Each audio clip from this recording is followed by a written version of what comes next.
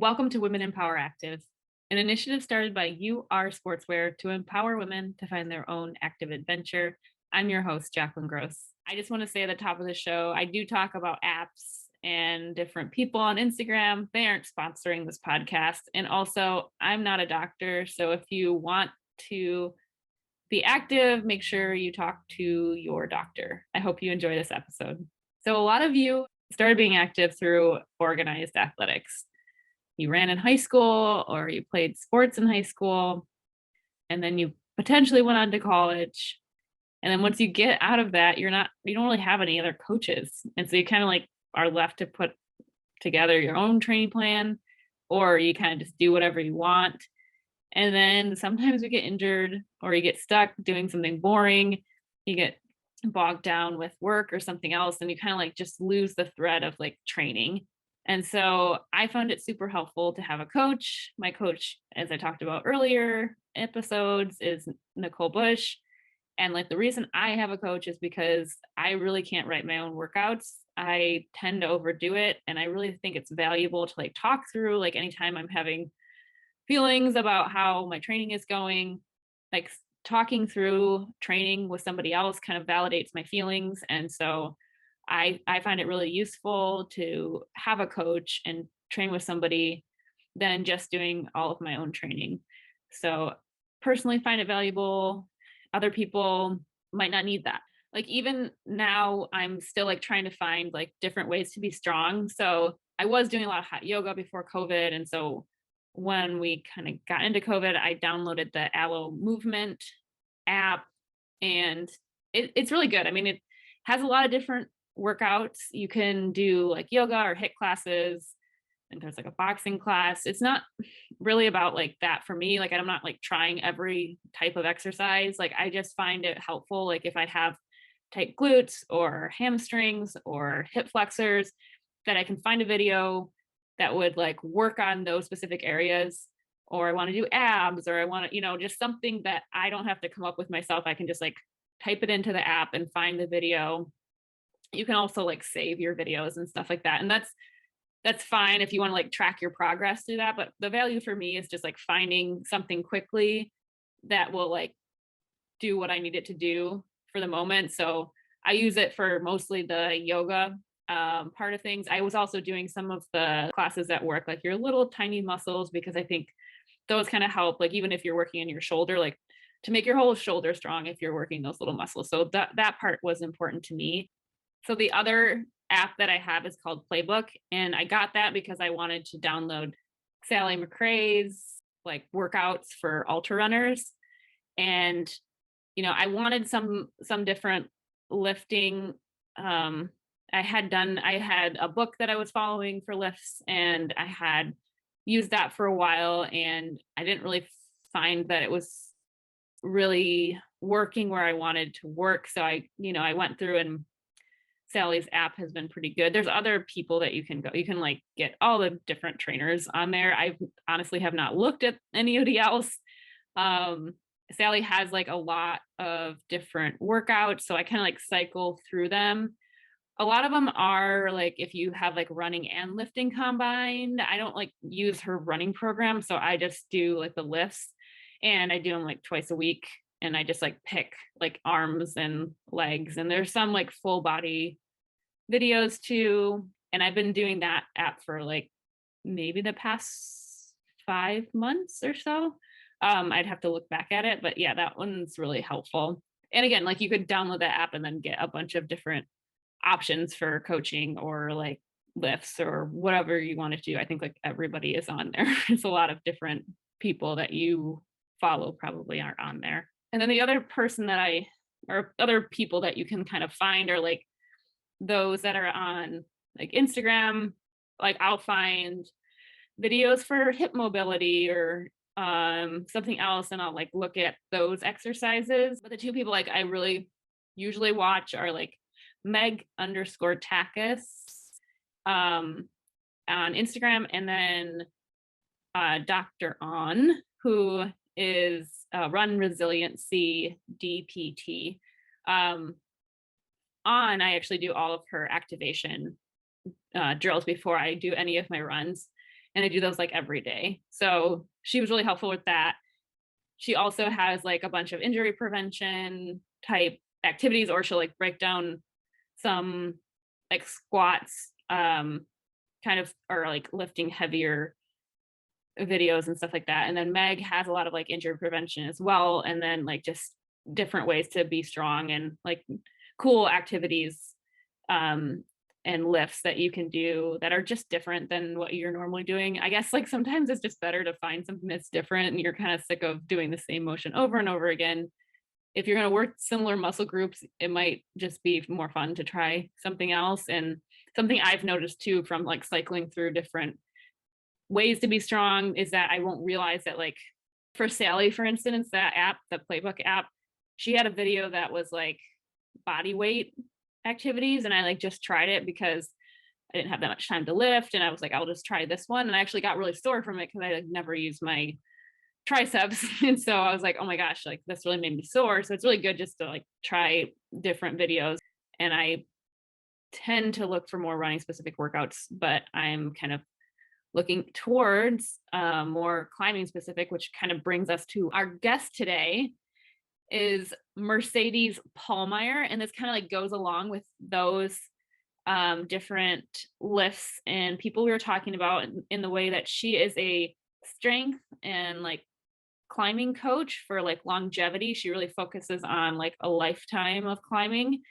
And I was really inspired by her because she posted this really cool video of almost like you're climbing on the ground. So you're like in like a push-up position, but then you're like reaching your arm out and your opposing leg to the side. So your knees bent to the side and you're just like statically, slowly climbing. So basically looks like if you were to tilt your phone up, that you would be like climbing up a wall, but she's climbing along the ground. So it's just like really breaking down those movements.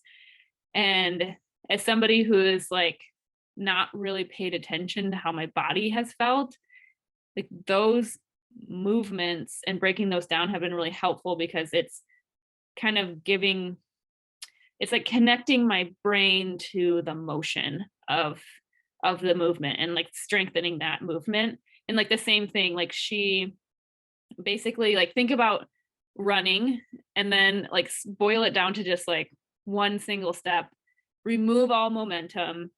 And now do you think you could actually make that step without falling over, like the entire step without falling over, no momentum? I don't think that I could because I have terrible balance, but I think that that type of like focus and like finding your weaknesses and kind of like redefining strength is what that's like Mercedes training basically. Is just like really finding where those weaknesses are and focusing on them until you're like able to make that full motion and like really slowing it down to like one single movement. I really think you're going to enjoy this episode. It was a pleasure talking with her. She'll definitely give her plugs at the end. She has some exciting news that she brings up. I really hope you enjoy this episode. Again, thank you for doing this. Super excited. Yeah, of course. So I was like watching your videos and then I got started like reading through your book, and your story is super interesting. Oh. I love that you put like your background in there. I was like, Yeah. wow, I had no idea that you were, played tennis or anything like that. So that's cool. Yeah. So I kind of wanted to, let's start there. Like, how did you become active? Like, would somebody like inspire you? Like, was that important in your family? Like, how did that happen for you? Yeah, I definitely come from a very active family, not super outdoorsy at all, actually, but like my mom was a dancer, my sister was a dancer, my dad was a tennis player, and my brother, he kind of like dabbled in a lot of things. He was a dancer and a basketball player and a tennis player. So like everyone was always like really, really active. And I guess it was just like really natural to always do something physical. And I actually got started in dance and gymnastics first, and then kind of like found my way to tennis eventually. And then now climbing. But yeah, I guess it's always been like an integral part of our family values. Yeah. Yeah. So like your dad played tennis. Did he like kind of introduced you to that, or like when did that start? Like what age? Yeah, actually, so my dad, I mean, he's a recreational tennis player. And I think my brother got really inspired by him playing. And I actually got into tennis because of my brother. Um, because he would go to practice like 5 times a week. I'm like, what is he doing? I want to hang out with my brother. And so like as a little kid, I would try to go on the tennis court and try to play against him. And I think it was just a way for me to like hang out with him more. And then eventually I found my love for it. And then how did you get into climbing? I mean, that's such a transition. Yeah, and Climbing. that's a very long story, but Yeah. I can tell the story. Yeah. Yeah, I, climbing has always intrigued me in Australia. I grew up in Australia. Um, and there was a climbing wall in quotation marks, like there wasn't much on this wall. And as like a field trip, I think it was like my senior year, we went to this place that was more of a like an indoor soccer field or something. And it was this climbing wall in the corner. Like it is like they just like didn't even think about it. They just like put this wall up Mhm. and some ropes, and they didn't have climbing shoes, so we just had to do it barefoot. Like we weren't allowed to use our regular shoes. And I was like, oh, like I actually really like this. It's a little bit painful, kind of fun. I don't know why I was super into it, but it was the one time when I was like 16 or something. And it was always in the back of my mind that, oh, I'd really love to try this. And then when I moved to the US, so I moved to the US to play college tennis. And I went to University of Northern Iowa. And actually this college is really known for its for the Unidome, which is like one of the biggest indoor like track and field facilities. It has almost every athletic thing that you can think of in this Unidome. And they had this climbing wall, and I needed a job. And so I went to the climbing wall folks. And I was like, listen, I don't have a ton of time because I'm a tennis player. I got to study, but I need some hours. Can I just like learn how to belay people? So I got integrated with them. I still wasn't really climbing. I climbed like once a month, maybe. And I mostly just went there to like belay people. Um, and then they were doing some kind of climbing trip, and they're like, Mercedes, you should totally come. It was like me and 12 other guys. And I'm like, I don't know how this is going to go. My coach is not stoked on me going because like when you play Division 1, you have a lot of rules to follow, especially when it's extracurricular activities. But it was totally fine. Like he let me go, and I just absolutely fell in love with it. And we did some top roping in Arkansas. I'd never been to Arkansas. It was like a 12-hour drive from Iowa. And I was like, this is such a cool sport. Like I've never interacted with the outdoors like this before. So I went to school there for like 2 years, decided that Iowa was not the place for me. Still didn't really climb much. It was just once in a while. Then I decided to move to Denver, to be closer to the outdoors. And I still didn't really get to climb much. I got to the gym maybe once every couple months and just like messed around on top ropes. But when I was there, kind of like closer to the end of my senior year, I saw that there was a coach there who was doing strength and conditioning. And I was looking for someone to help me get stronger because I'm about to graduate from college tennis, and I'm going to try my best at professional circuit.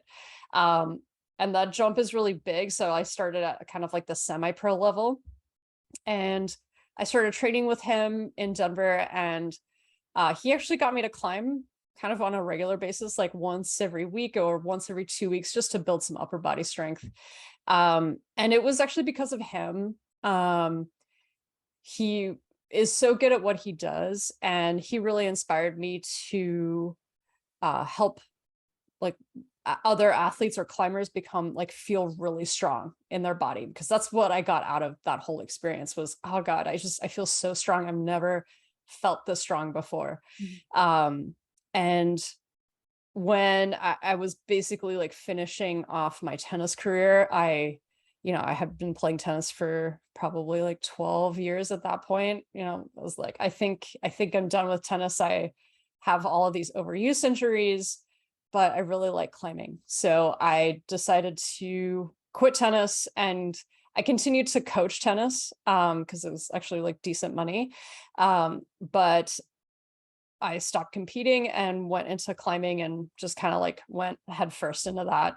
Um, yeah, and then just fell in love with it. And then I have eventually became a strength and conditioning coach. And now I'm a climbing coach. So it was kind of a long journey to get there. But that was climbing has just always been in the background. And I was so glad that it finally became the focus point of my life.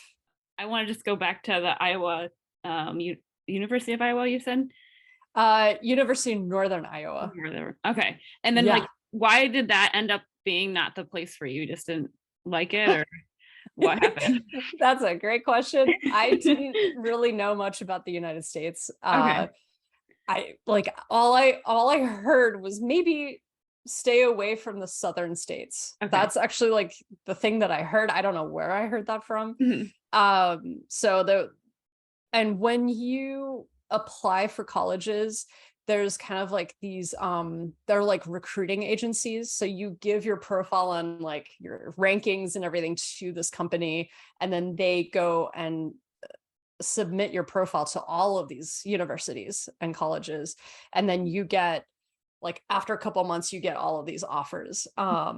And yeah, so to me Iowa was like closer-ish to the west. Like I kind of wanted to be on the west coast. Mhm. There wasn't I really wanted and I wanted to play D1.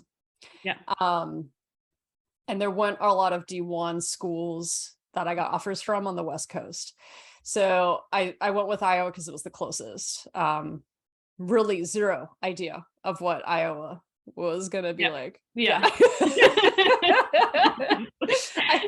I arrived. So in Australia, our school years start in January and end in November, kind Oh of. wow. Okay. It's kind Yeah. of the opposite of the US. And so I graduated in November, and then I came to the US in January. It was like January 2001. And I arrived with like snow up to my shoulders. I was like, and I had no clothes that that would fit me for like this climate. I'm like, I really just had no idea. Yes. Yeah. So I wanted to talk about too, because like climbing is such a different sport than like tennis. And like I was not introduced to it until later also. Um, but it's a little heady in that like you kind of get up high and like have to figure stuff out. Like how did you deal with that type of mental strength? Like how did you work through that Mm. for yourself? Oh man. I think that being thrown into the climbing scene in Colorado is a little different when it comes to the scene. There's definitely a scene. And everyone is really strong. Like Yeah. I don't know. I think I was really I guess fortunate to be with a crew that was they're actually like super great. And they really helped push me, and maybe I was at the right age that I could continue to push and not get like super injured. Yeah. And so like the height thing, like I don't really remember it being an issue. Like I was lead climbing for some of it, but it was mostly in the gym. Like I wasn't actually lead climbing outside. I did some multi-pitch outside, but again, it's like maybe it was like my ignorance because I didn't know Yeah. what could happen. That was like, this is totally fine. Yeah, it wasn't until later actually that fear started to kick in. Mhm. So when I was first starting, I was like, this is totally fine. This is great. I can just fall. It's fine. And I also wasn't like using a lot of, or I wasn't relying on my own systems because I always had someone else taking me outside, and even in the gym. So I would say like I was a little lucky in the beginning that I didn't have to think about that too much. And the bouldering, our walls were so short that that wasn't even an issue either. It's not until like these modern gyms now have super tall walls. Yeah, so when I started to really like understand, because I was a coach and when I moved out to Washington, I started to coach a lot more sport climbers and a lot more mountaineers.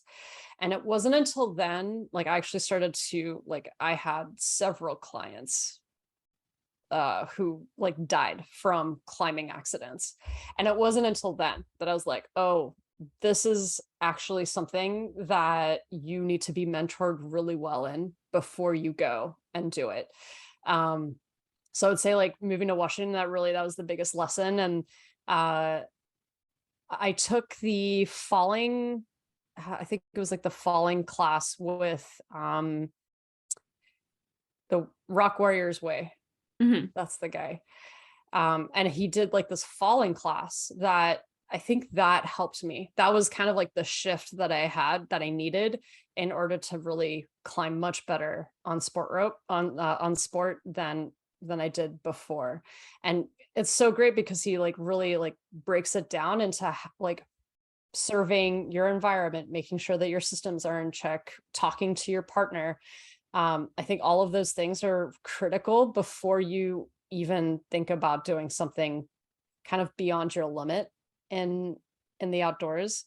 Um, so I would say that that's my biggest recommendation. Like either take one of those courses or like if you have something locally, some mentors who can teach you how to fall really well. Because once you know how to fall and also knowing your self-awareness, like things that you're saying to yourself in those moments, if you can kind of recognize that and then use that to your advantage, you're going to be safer and you're going to feel so much better being at height and in risky situations. Um, yeah, so that would be my advice for sure. Like, definitely seek out someone who has a lot of experience. Yeah, climbing comes with a lot of risks. And I just did not know that when I first started. Uh, and I think that's where a lot of people can go wrong. Um, so yeah, take that step. This is not one of the things I included, but I was just curious because you seem like such a chill person. Like how are you as a competitor? Does that turn on when you get on the court or, Yeah, like climbing? yeah. Oh man. Thank you for saying that I am chill. That's awesome. I've been working on it. Yeah. I, as a tennis player, I would categorize myself as a head case, both in like I didn't have a lot of mental training as a tennis player, and I wasn't really very good at controlling my emotions. Um, and I didn't realize that that's something you could do and take advantage of. So I have broken several tennis rackets on the court because I would throw my tennis racket or I would slam it down. I would yell, I would swear. It was like I would do a lot of that stuff on the tennis court. It wasn't until I got to college where like the programs are just a little bit more robust. You can they teach you some of these things.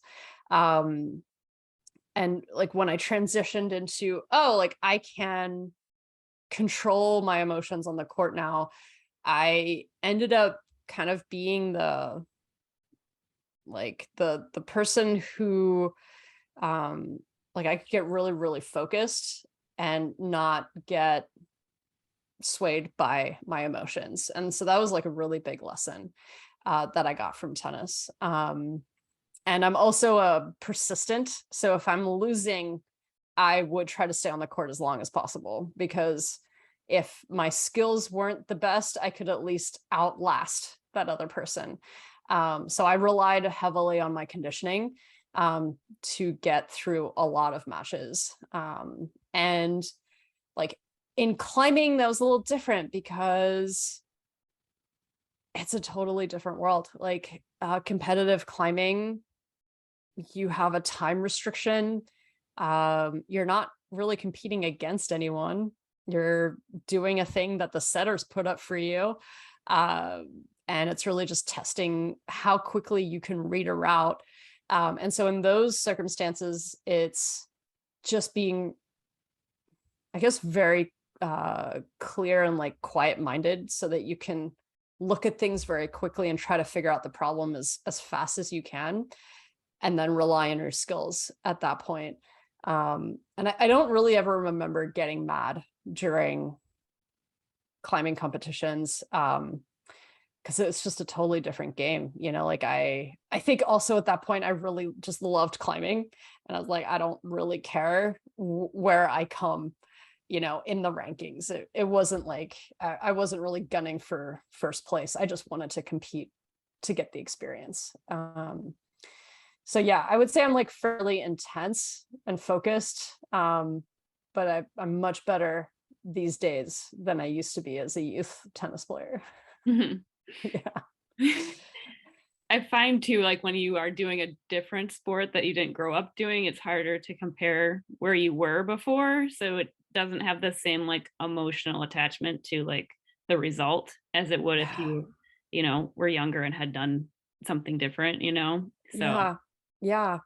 I I think that the value, I think I placed a lot more value in like my rankings and how well I did as a tennis player.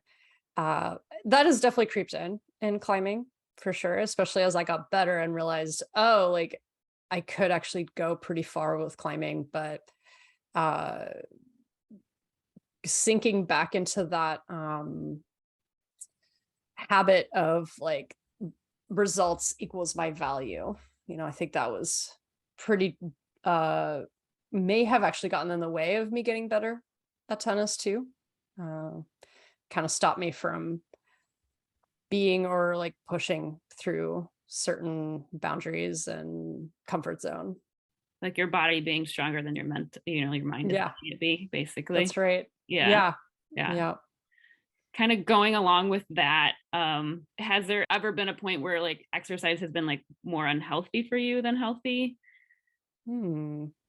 Possibly. Like I thought, um, probably after like the first couple of years of climbing, like everyone that I was climbing with, they were climbing like 6 days a week and sometimes two sessions a day. Um, and that really becomes your life. Like when you're climbing for 2 hours in the morning and then you come back later and like climb for about an hour and a half later. That's like 3.5 hours of climbing almost every day. Um, like it does become your life and kind of like the primary focus. And like again, luckily I didn't have too many issues. Like I had finger injuries, I had elbow injuries, and I just thought, you know what, like this just kind of comes with the territory. It still does, but I think that thinking I have to put that much time in to keep up with everyone that I was climbing with, I think that was it's not the case. You don't have to do that, but that's really what I thought I had to do in order to be good at climbing. Yeah. I mean, that's a really Yeah. good point. And a lot of things that, like something that I've actually taken from a lot of your videos is that like I know how to like train for running, warm up for running, do agilities and like mobility stuff for running, but I don't know anything about climbing coming to it later in life. And you really were breaking things down about warming up. Like how often would you say that you actually straight climb as opposed to like work out to climb, basically? Mm-hmm. That's a really good um question in terms of like what is training versus Mm-hmm. what is the actual like fun part. And I would say probably like 5 years ago is when I realized that I need to stop thinking of what I'm doing as training all the time, because training, like, yeah, I got burnt out a lot. um and when I thought about my sessions actually just being, you know what, I'm punching the clock, like most of this is practice for me. And every time that I step on the mat or I start my warm up, I'm doing something good for my body. And once I made that switch of like, oh, I'm no longer training, I'm just practicing, I'm doing some good things for my body. That's when I really started to enjoy almost every single session. There are sessions now that I like really don't want to do, but I'm like, I need to do this in order to send a project that I'm working on. But for the most part, like if I can come in with the mindset of like, this is really good for my body, I'm going to listen to my body. If I feel a little tired today, I will listen to that and not push as hard. And I think some of that self-awareness takes some time to learn, but eventually you can have like a really healthy relationship with your climbing sessions and not always like grinding. Like you don't have to always be grinding all year long. Like maybe a couple weeks out of the year, you might go there. And then for the most part, hopefully it feels moderately hard for most of your sessions, and that you're just kind of like practicing and feeling pretty good. I know that you had said that you kind of worked through, trained through, competed through a shoulder injury. Yeah. What did that teach you? I mean, because you did it now, it's done. Yeah. What did you take from doing that to yourself? Oh man, I feel like I've learned so much with every single injury, and I'm sure you probably have the same experience where something is holding you back in a certain way. Like, how can you continue to pursue the thing that you want with this thing in the way? And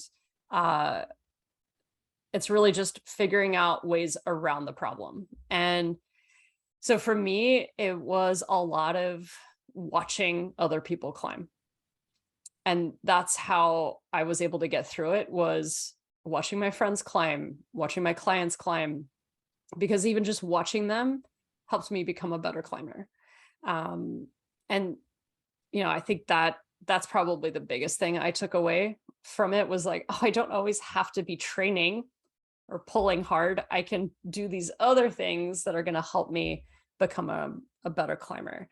I think some other things is like figuring out, like, especially as I'm aging, I'm almost 40, like being able to dial down my sessions and like really, I guess, like slow down everything and make sure that things feel okay in my body before I like push through. And I think like a lot of injuries just like teach me how to move around some of that pain, or hit that boundary of pain and come away from it. It's like almost like a healthy pain that you feel in order to recover.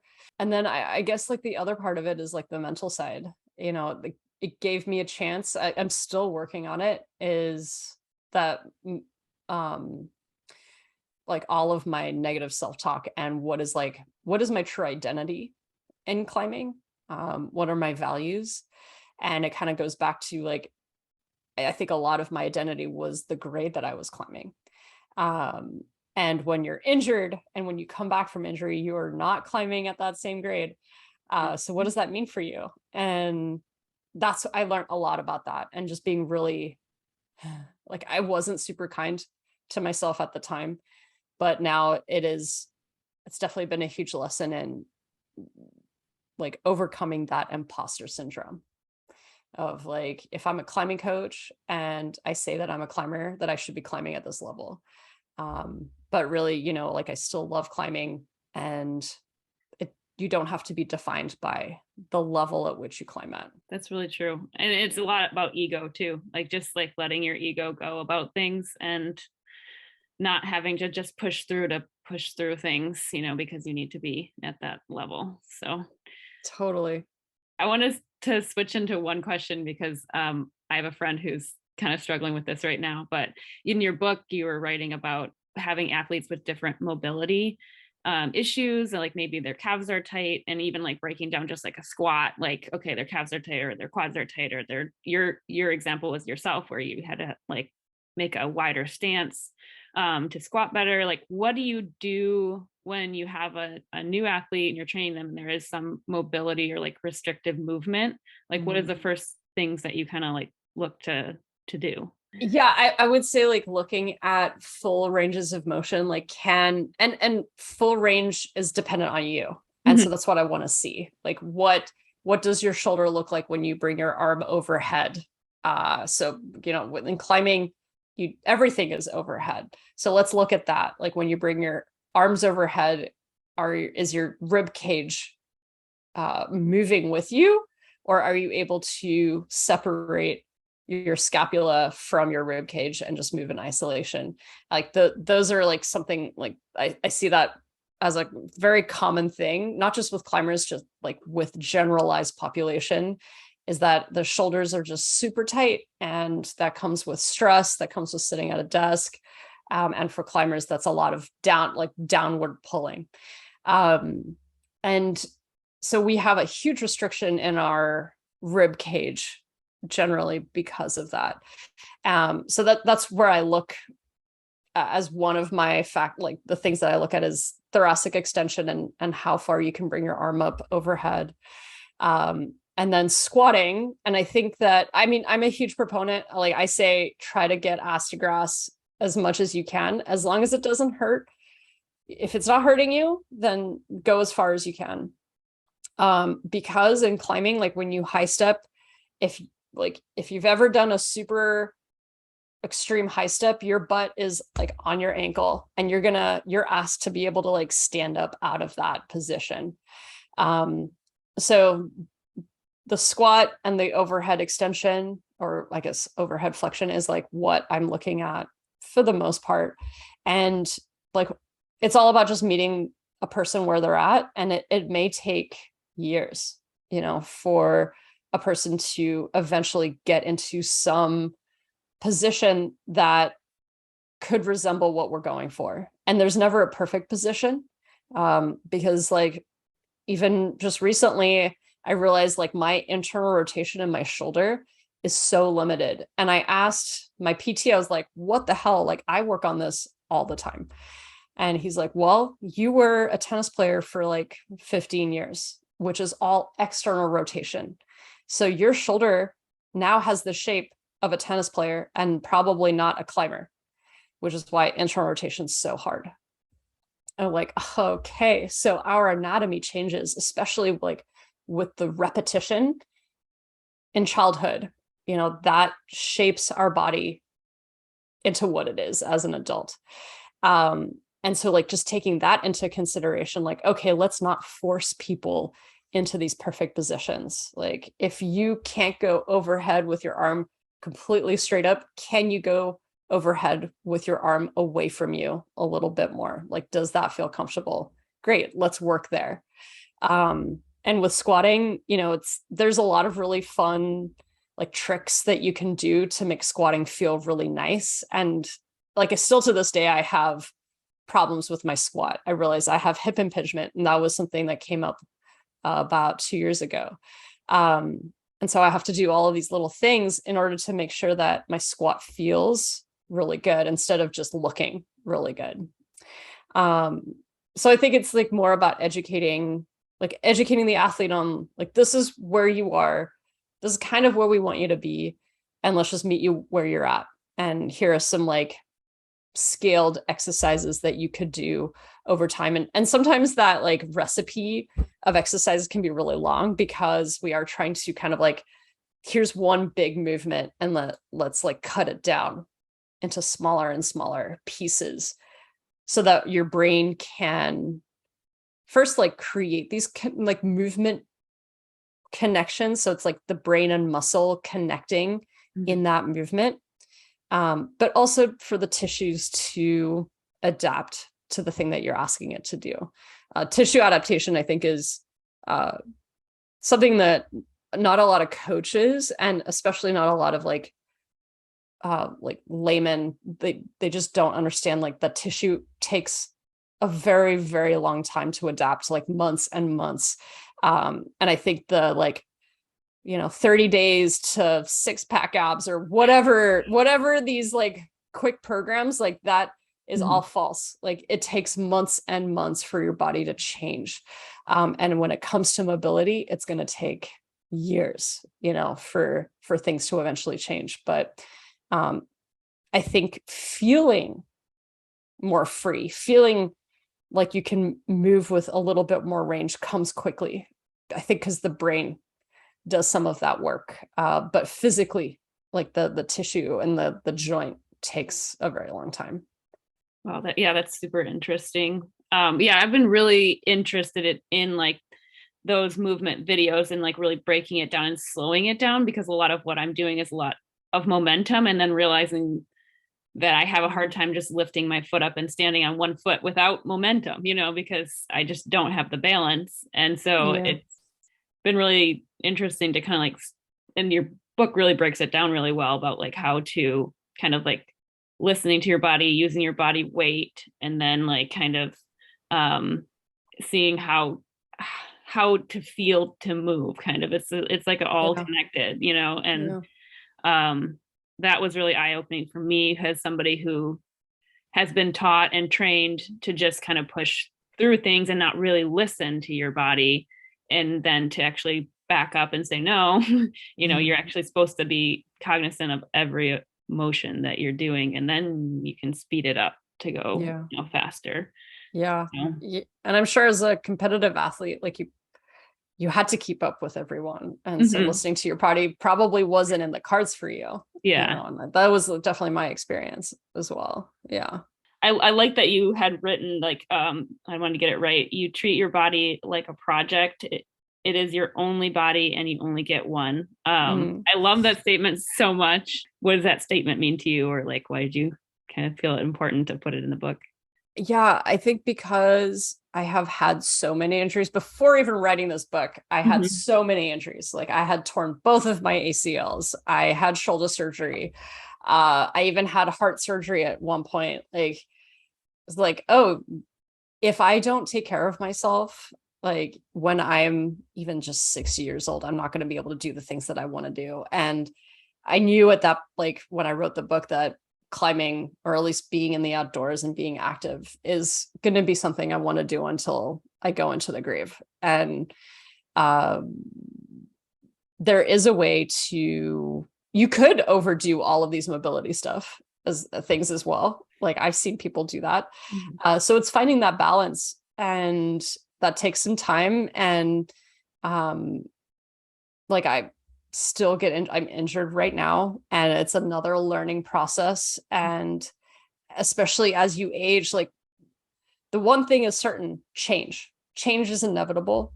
And I think we just have to continue to move with it and give our body the best chance of making it as long as possible. And whether that's with exercise or the things that you put in your body, um, like do the best you can, and just know that change is going to continue, and you're going to have to continue to adapt what it is that you're doing. Like you can't just follow one recipe for the rest of your life. Like it is going to have to change. And so being like having a flexible mindset in that way as well, just, being really kind to yourself, because some days feel good and some days feel really bad. Yeah. And that's really what inspired me, was was my own repetitive like cycle of injury. Like I just knew I had to change something.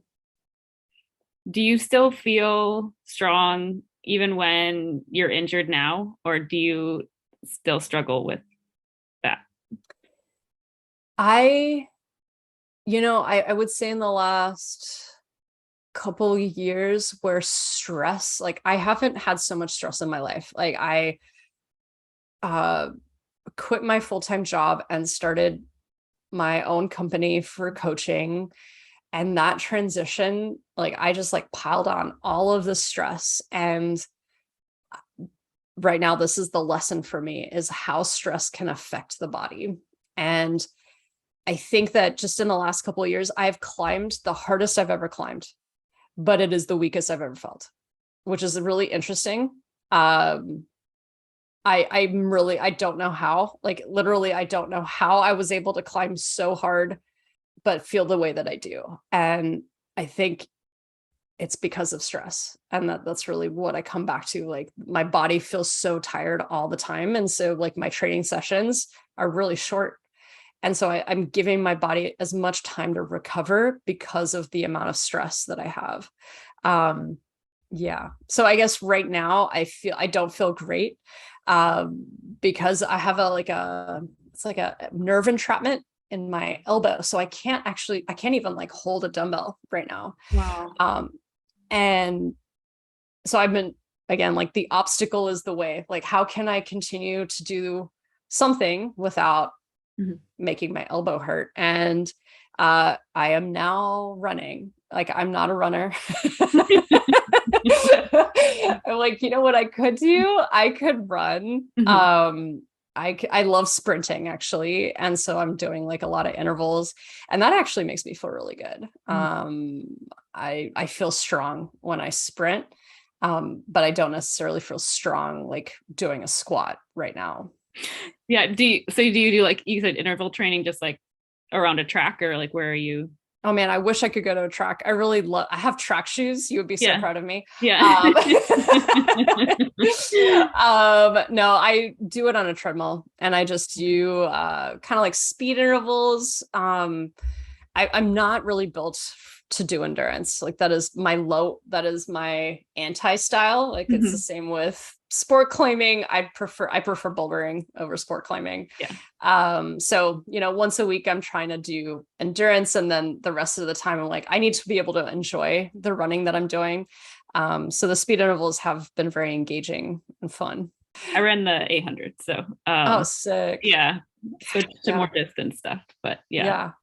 Uh, Still though, that is hardcore. That is like you're going into a lactic mhm. Acid. Yeah. cycle. Oh my Yeah. God. Yeah. The burn. Yeah. Yeah. Yep. Yep. Gotta love the pain. Yeah. So okay, so is exercise really like does that help you with like stress management? Is that kind of your go-to for that? Yeah.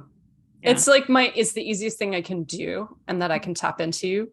And I have different sessions. So I try to do some form of mobility training every day. That kind of like makes me feel really grounded. Mhm. Um, and just more open because now I'm like, I'm sitting at a desk more than any other time in my life. And then I do just one other session of either lifting or running.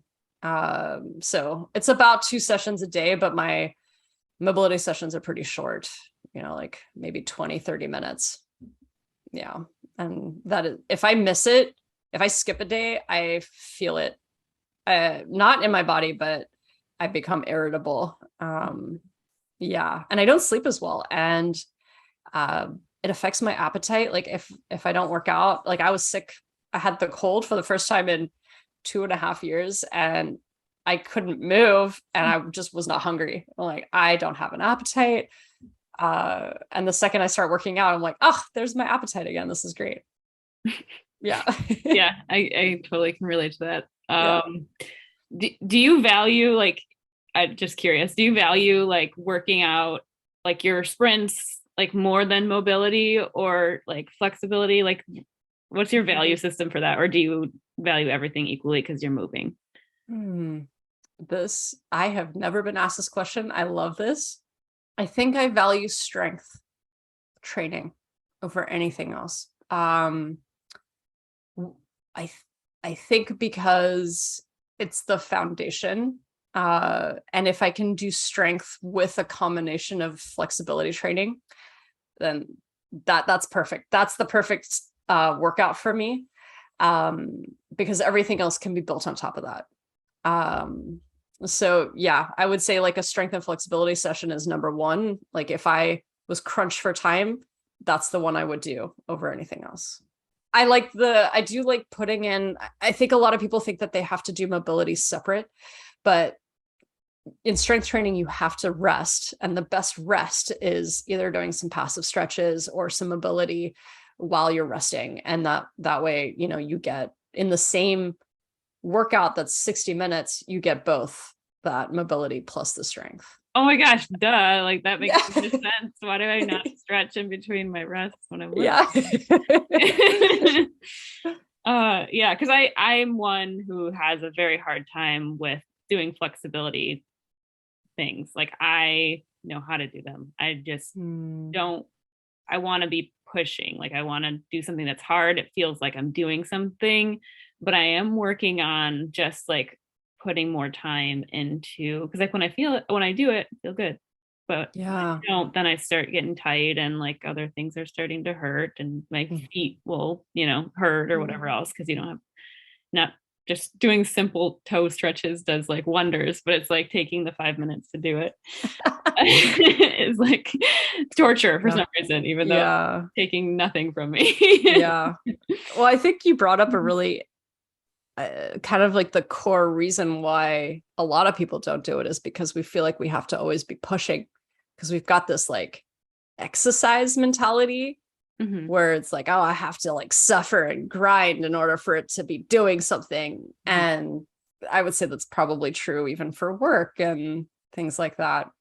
Whereas, oh, if you took the mentality of like, oh yeah, I'm doing something really nice for myself and my body. Like, why not take 10 minutes to feel really good?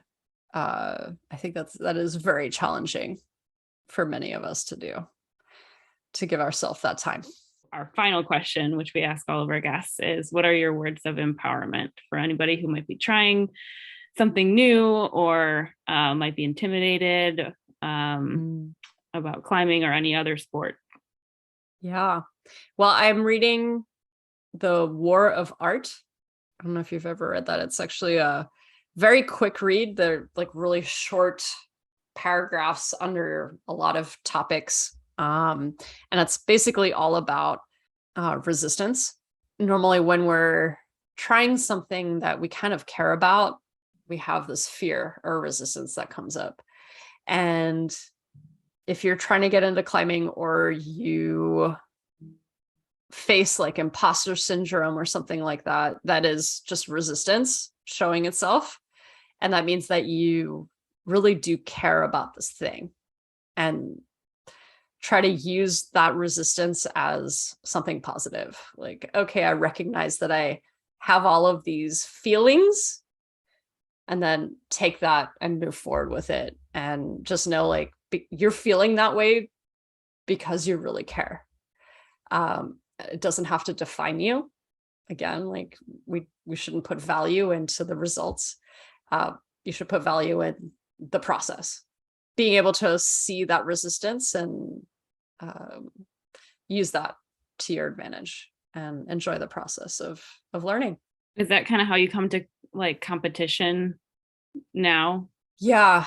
I haven't competed in a while, but I do try climbs that are kind of beyond what I ever thought. And it's like the first thing that goes through my mind is like, well, you can't do that. There's no way. And then I'm like, no, I think if I break down this climb into certain sections, I can totally do it. I can do some sections already. Like, what can I learn from this climb? And so like, it is kind of the process of like what my sessions look like to develop myself for this climb.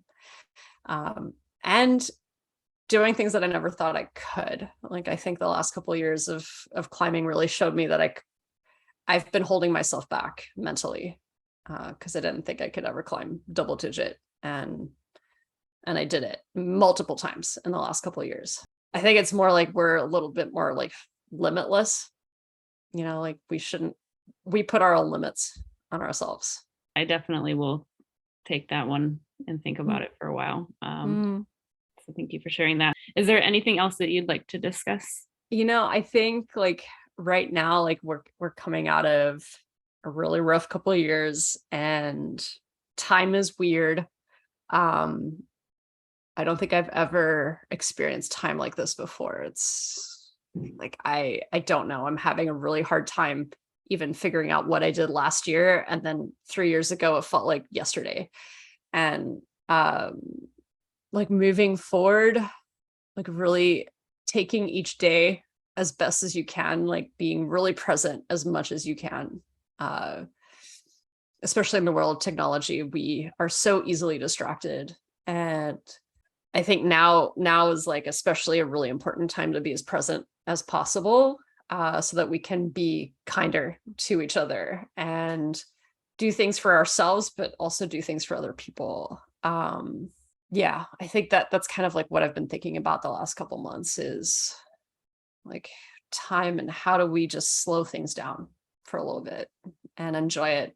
Um, and being a little bit more compassionate towards ourselves and other people.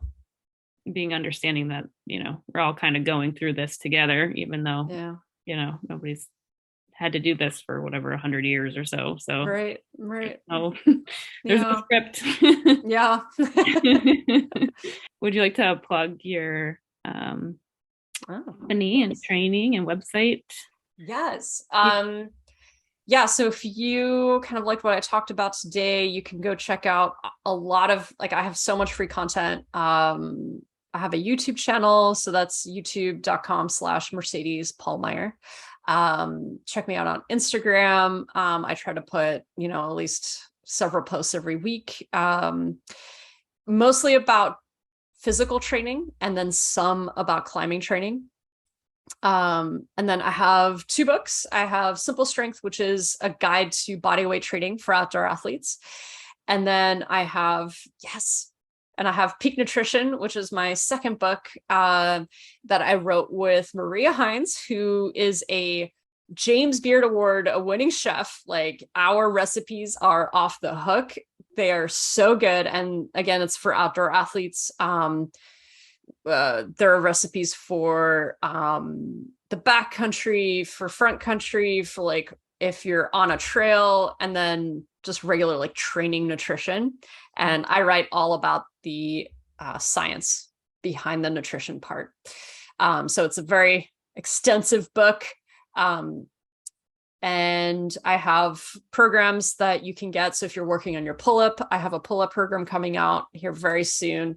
I have a passive hang program, which is essentially like improving overhead flexibility and grip strength and shoulder strength just in the hanging position, which is so good for climbers. And if you're doing other sports, actually, like it's a really good compliment if you're a calisthenics person, like someone who does handstands. That program is actually really good for that. And then I do one-on-one coaching. And the last thing is actually in January, I am launching a membership/community for training. So you're going to get a training program. You're going to get, there's coaches that's going to answer your questions. We're going to have challenges in there. So that's going to start in January. Very cool. Yeah. Definitely highly recommend your videos. They really are insightful and break things down really well. And I think sometimes we feel a little nervous about trying new things, and they kind of really help you to feel like, you're not new to this. It's just normal to not understand how to move. And I think that they're great videos. They really did take a lot from them. So thank you so definitely much. check Mercedes out. And what's your Instagram handle? It's Modus Athletica, MODUSATHLETICA. Oh my God, so long. Yeah. And my website's modusathletica.com. Perfect. Great. Yeah. Well, thank you so much for doing this. Thank you. This was awesome. It was great hearing your story. I want to get more women's stories out there. Oh, that's awesome. Thank you. You can follow me personally. That's at Jacalyn Gross, JACALYNGROSS, on all social platforms. I mostly post pictures of running with no people in the photos. You can follow You Are Sportswear. That's letter U, the letter R, Sportswear, on all social platforms. And you can check out any of our products at yoursportswear.com. Thank you so much for listening.